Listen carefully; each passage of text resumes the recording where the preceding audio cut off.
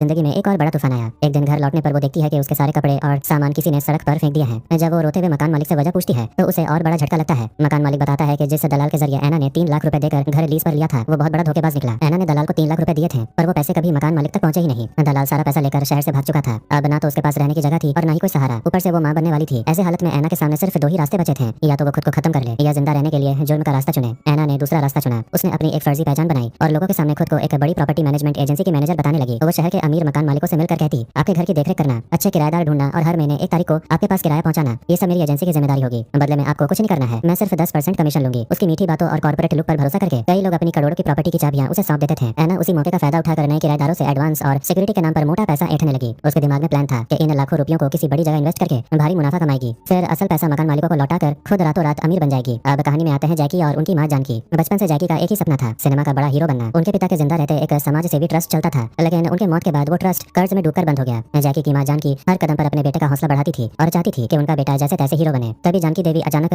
गंभीर रूप से बीमार हो जाती है और उनके मुंह से खून आने लगता है। जैकी घबराकर उन्हें हॉस्पिटल ले जाता है। वहाँ एक जूनियर डॉक्टर एक्सरे के बाद गंभीर होकर बताता है कि इनके फेफड़ों में बहुत खतरनाक इन्फेक्शन हुआ है। तुरंत ऑपरेशन ना किया तो इन्हें बचाया नहीं जा सकता और ऑपरेशन का खर्चा कम से कम 5 लाख रुपए है। इतनी बड़ी रकम सुनकर जैकी के होश उड़ जाते हैं। वो अपने जान पहचान के हर इंसान के आगे हाथ फैलाता है, लेकिन इस मुश्किल वक्त में कोई भी उसे 1 रुपया भी उधार नहीं देता। रात भर वो हॉस्पिटल के फर्श पर बीमार मां की गोद में सिर रखकर रोता रहता है। कोई रास्ता न देखकर वो सोशल मीडिया पर मां की बीमारी की तस्वीर डालता है और पिता के पुराने ट्रस्ट का नाम लिखकर एक इमोशनल पोस्ट शेयर कर देता है। साथ ही अपना बैंक अकाउंट नंबर देकर मदद की गुहार लगाता है। उसके पिता की ईमानदारी की वजह से उस ट्रस्ट से कभी इलाके के कई लोगों का भला हुआ था, इसलिए लोग जैकी की पोस्ट पर मदद करने के लिए आगे आने लगते हैं। अगली सुबह होते ही जैकी के मोबाइल पर लगातार मैसेजेस आने लगते हैं। कोई 5,000 भेज रहा था, कोई 10,000 तो कोई उससे भी ज्यादा। देखते ही देखते दोपहर तक ऑपरेशन के पूरे 5 लाख रुपए जमा हो जाते हैं। खुश होकर जैकी पैसे लेकर डॉक्टर के पास पहुंचता है और कहता है, डॉक्टर साहब पैसों का इंतजाम हो गया, अब मेरी मां का ऑपरेशन शुरू करिए। लेकिन डॉक्टर उसे थोड़ा इंतजार करने को बोलते हैं। दरअसल जब वो जूनियर डॉक्टर जानकी देवी की फाइनल रिपोर्ट अपने सीनियर सर्जन को दिखाता है तो सीनियर डॉक्टर गुस्से में भड़क उठता है। वो जूनियर डॉक्टर की क्लास लगा देता है क्योंकि जानकी देवी के फेफड़ों में कोई बीमारी थी ही नहीं। उनके सिर्फ पेट में भारी गैस की समस्या थी जो एक साधारण एंटासिड या दवा से ठीक हो सकती थी। बिना किसी वजह इतना बड़ा ऑपरेशन बताने की वजह हॉस्पिटल की भारी लापरवाही थी। अपनी और हॉस्पिटल की नाकामी छुपाने के लिए जूनियर डॉक्टर बाहर आकर जैकी से झूठ बोलता है, देखिए ऊपर वाले का चमत्कार हुआ है, नई रिपोर्ट में उनके फेफड़े खुद ब खुद ठीक हो गए हैं, अब ऑपरेशन की कोई जरूरत नहीं है, सिर्फ दवाओं से काम चल जाएगा। जैकी तो बहुत खुश हो जाता है और मां को लेकर घर आ जाता है। घर पहुंचकर बेहद ईमानदार जैकी मां से कहता है, मां क्योंकि तुम्हारे ऑपरेशन की जरूरत नहीं पड़ी, इसलिए जिन लोगों ने अपने मेहनत की कमाई हमें भेजी थी मैं कल ही लाइव जाकर उन सबके पैसे वापस कर दूंगा। लेकिन जानकी देवी की सोच बिल्कुल अलग थी। वो एक रहस्यमय मुस्कान के साथ अपने बेटे से कहती है, अरे बेवकूफ, लोगों ने ये पैसे तुझे या मुझे देकर नहीं दिया, ये पैसा तेरे स्वर्गीय पिता के ट्रस्ट की साख पर मिला है। अगर तूने ये पैसा लौटा दिया तो बड़ा आदमी बनने या फिल्मों में हीरो बनने का तेरा सपना कभी पूरा नहीं होगा। वो अपने बेटे को समझाती है कि वो इस पैसों को अपने काम में लगाएंगे। यहाँ से माँ बेटे की जिंदगी एक खतरनाक मोड़ लेती है। वो समझ जाते हैं कि अगर लोगों की भावनाओं का फायदा उठाकर पिता के ट्रस्ट के नाम पर एक रात में 5 लाख रुपए आ सकते हैं तो इस भरोसे का इस्तेमाल करके भविष्य में करोड़ों रुपए भी कमाए जा सकते हैं। इसके बाद दोनों मिलकर एक नया प्लान बनाते हैं। वो शहर भर में घूमकर लोगों को अनाथ बच्चों और लाचार मरीजों की झूठी कहानियां सुनाते हैं और ट्रस्ट के नाम पर लाखों रुपए का चंदा वसूलने लगते हैं। उधर